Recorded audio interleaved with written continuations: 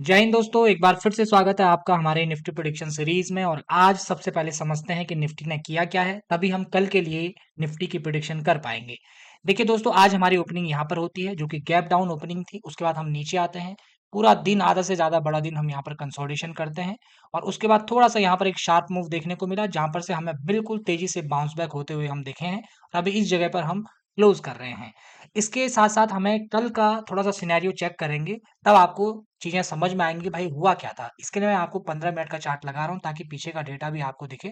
दोस्तों, ये रहा 15 मिनट का चार्ट। कल मैंने आपको क्लियरली बताया था भाई गैप डाउन होगा तो मार्केट कंसोलिडेट करने की कोशिश करेगा, है ना। और आज आपने देखा कि भाई गैप डाउन ही खुली और मार्केट में कंसोलिडेशन देखने को मिला है। देखिए, ये गैप डाउन क्यों हो रहा है। अभी जो हमारी यूएस ट्रेड डील हुई है, उसके साथ साथ अभी बांग्लादेश का साथ जो जो ट्रेड डील हुई है, उसका कॉम्बिनेशन लोग बना रहे हैं और लोगों को लग रहा है कि भाई हमको नुकसान उसमें उठाना पड़ सकता है। इसके लिए आप लोग पूरे देश में किसान समुदाय में भी विरोध की भावना आप लोग देख रहे होंगे। ठीक है। अब हमको देखना है इसका डेली चार्ट, ताकि हम ये बता पाए कि भाई आगे की कहानी क्या बन सकती है। ये रहा निफ्टी का डेली चार्ट आपके सामने। ध्यान रखिएगा दोस्तों, आपको नोट करना पड़ेगा। अगर आप लोग नोट नहीं कर रहे हैं ना, जो बातें हम बोल रहे हैं, आप सोच रहे हैं कि भाई इतना आसानी से हो जाएगा, तो बहुत मुश्किल है। जब तक आप प्रॉपर नोट नहीं करेंगे और उसको फिर से प्रैक्टिस नहीं करेंगे, तब तक आपको इसमें सफलता नहीं मिल सकती है। चार्ट एनालिसिस अगर इतना आसान होता तो आप ये मान लीजिए कि सब लोग यही कर रहे होते। अब आप लोगों को मैं ये चीज दिखा रहा हूँ। अब यहाँ पर देखिए, हम लोग यहाँ खुले थे, गैप अप ओपनिंग हुई थी, उसके बाद हम नीचे आए थे, इस जोन पर हमने सपोर्ट लेने की कोशिश की। आज हम ऊपर गए, फिर यहाँ से नीचे आए हैं, और अभी लास्ट आवर में हमको थोड़ा सा यहाँ पर सपोर्ट लेते हुए नजर आ रहा है। उस सपोर्ट का मतलब क्या होगा वो तो हम 15 मिनट के चार्ट पर देखेंगे, लेकिन हमको थोड़ा बैंक निफ्टी को भी देखना चाहिए दोस्तों, कि बैंक निफ्टी ने किया क्या है। बैंक निफ्टी का चार्ट आपके सामने ये रहा। थोड़ा सा लोडिंग चार्ट देर में हो रहा है, लेकिन बैंक निफ्टी का चार्ट आप लोग देख रहे होंगे कि करीब करीब हम एक ही जगह पर इतना दिन से क्लोजिंग कर रहे हैं। करीब करीब एक ही जगह पर हमारी क्लोजिंग यहाँ पर देखने को मिल रही है।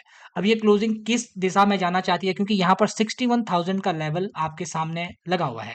ध्यान रखिएगा, अभी अगर चार्ट को आप लोग देख रहे हैं तो बैंक निफ्टी आपको 6 पॉइंट नीचे दिखेगा, लेकिन निफ्टी आपको 147 पॉइंट डाउन दिखेगा। अभी मार्केट क्लोज होने में 10 मिनट और बाकी है ना। उसके बाद मार्केट क्लोज हो जाएगा, लगभग इसी के आसपास हमें क्लोजिंग मिलने वाली है। अब 10 मिनट में कोई भयंकर तूफान नहीं आने वाला। अब आपके सामने मैं रखता हूँ 15 मिनट का चार्ट, ताकि आप कल के लिए क्या व्यू हो सकता है फ्राइडे को, वो भी आप लोग समझ सकें। एक बात और समझ लीजिए दोस्तों, फ्राइडे का दिन एक इंडिकेटिव डे होता है। इंडिकेटिव डे का मतलब समझ रहे हैं, जाते जाते एक मैसेज देना। आप लोगों को पता है कि फ्राइडे का दिन मार्केट जब बंद होता है, तो आप लोगों को जानकारी होगी कि फ्राइडे के दिन मार्केट क्या करता है। एक इंडिकेशन देता है भाई मैं बाई साइड में जाऊंगा या सेल साइड में जाऊंगा, एक व्यू बनाकर जाता है। तो एक इंडिकेटिव डे है कल का। तो हमें ये देखना पड़ेगा कि कल मार्केट क्या कर सकता है। अगर मार्केट में बाइंग का मूड है, तो मार्केट कोशिश करेगा कि ऊपर की साइड को क्लोज होने की, यानी कि एक पॉजिटिव प्राइस एक्शन का व्यू यहाँ पर मार्केट दे सकता है फ्राइडे के दिन। लेकिन अगर मान लो मार्केट में कोई व्यू ही न बन पा रहा हो, तो मार्केट यहाँ पर भी क्लोज कर सकता है। और अगर डाउन साइड का व्यू बनेगा तो मार्केट और नीचे जाने की कोशिश करेगा। लेकिन हमको ये समझना है कि ऊपर नीचे जहां भी जाए, व्यू क्या बनेगा, हम लोगों को ट्रेड कहाँ मिलने वाले हैं। देखिए दोस्तों, हमें क्लोजिंग लगभग इसी के आसपास मिल रही है, 805 के आसपास। इस 15 मिनट के चार्ट पर आप लोग यहाँ पर से बाइंग का थॉट देख रहे होंगे कि भाई बाइंग यहाँ पर से हो रखी है। दूसरी बड़ी बात, आपको यहाँ पर एक चीज और नजर आएगी कि 26,000 का लेवल ये है।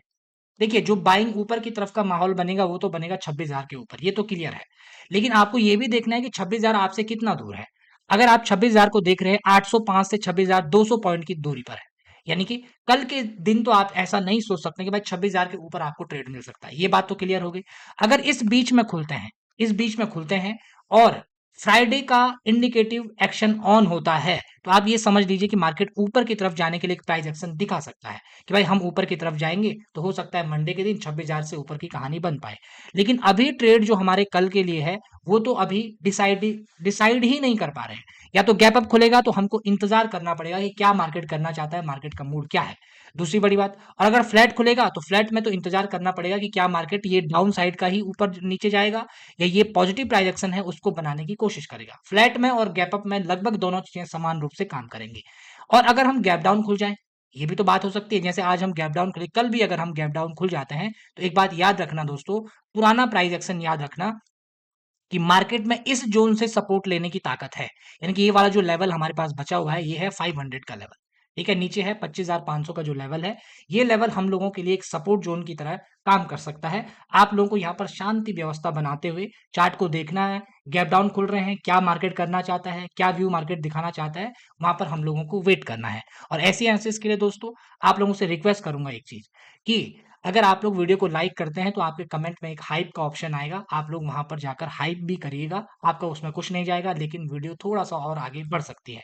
ऐसी जानकारी के लिए हमारे साथ बने रहने के लिए आप सभी लोगों का बहुत-बहुत धन्यवाद।